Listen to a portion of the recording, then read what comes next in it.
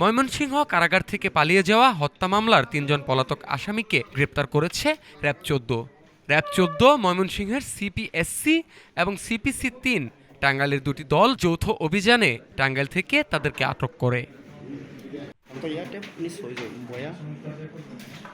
RAB জানায়, গত ২৭ জানুয়ারি ২০২৬ ময়মনসিংহ কারাগার থেকে জেল কর্তৃপক্ষের কতিপয় অসাধু সদস্যের সহায়তায় হত্যা মামলার ৩ আসামি পালিয়ে যায়। পলাতকরা হলো আনিস মিয়া, রাশেদুল ইসলাম, জাকিরুল ইসলাম। তারা সবাই হযরত আলীর ছেলে এবং তারাকান্দা থানার মধ্যতারাটি পশ্চিমপাড়া এলাকার বাসিন্দা। বিসমিল্লাহির রহমানির রহিম। প্রিয় সাংবাদিক বন্ধুগণ, আসসালামু আলাইকুম। ময়মনসিংহ কারাগার হতে হত্যা মামলার ৩ জন পলাতক আসামি সিপিএসসি র‍্যাব-১৪ ময়মনসিংহ কর্তৃক গ্রেপ্তার। রাষ্ট্রের যে কোনো সংকটময় মুহূর্তে র‍্যাব সর্বোচ্চ জনস্থা এবং জননিরাপত্তা অসামান্য অবদান রেখে চলেছে। তারই ধারাবাহিকতায় আইন শৃঙ্খলা রক্ষাকারী এলিট বাহিনী র‍্যাব-১৪ ময়মনসিংহের অধিক্ষেত্রে সংগঠিত স্পর্শকাতর বিষয়সমূহকে সর্বোচ্চ গুরুত্ব দিয়ে আমরা আসামি গ্রেপ্তার করে থাকি। গত ২৭ জানুয়ারি ২০২৬ ময়মনসিংহ কারাগার হতে হত্যা মামলার ৩ জন আসামি জেল কর্তৃপক্ষের কতিপয় অসাধু সদস্যের সহায়তায় কারাগার হতে পালিয়ে যেতে সক্ষম হয়।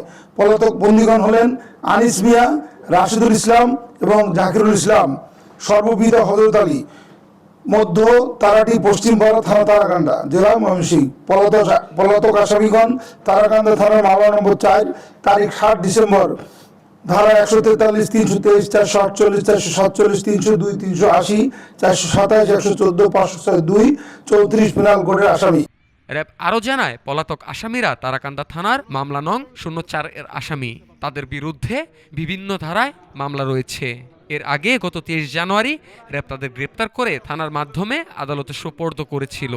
পরবর্তীতে কারাগার থেকে পালিয়ে যাওয়ার বিষয়টি র‍্যাবের নজরে এলে অভিযান পরিচালনা করে ২৯ জানুয়ারি রাতে টাঙ্গাইল থেকে তাদের গ্রেপ্তার করা হয়। র‍্যাব জানায়, গ্রেপ্তারকৃত পলাতক বন্দী আসামিদের যথাযথ প্রক্রিয়ায় সংশ্লিষ্ট কর্তৃপক্ষের কাছে হস্তান্তর করা হবে। গত ২৩ জানুয়ারি র‍্যাব তাদেরকে গ্রেপ্তারপূর্বক থানার মাধ্যমে আদালতে সোপর্দ করেন। তারা পরস্পর যোগসাজশে কারাগার হতে ২৭ জানুয়ারি ২০২৬ পালিয়ে যেতে সক্ষম হয়। পরবর্তীতে র‍্যাব-১৪ ময়মনসিংহের বিষয়টি নজরে এলে র‍্যাব-১৪ সিপিসি-৩ টাঙ্গাইলের দুটি চৌকস দল গত ২৯ জানুয়ারি ২০২৬ তারিখ রাতে টাঙ্গাইল হতে তাদেরকে গ্রেপ্তার করতে সক্ষম হয়। পরবর্তী হস্তান্তর প্রক্রিয়াধীন রয়েছে। ময়মনসিংহ থেকে ফরিদুজ্জামান শান্ত এর তথ্যচিত্রে মুকসুদুল হাসান মিঠু, ঢাকা টুডে।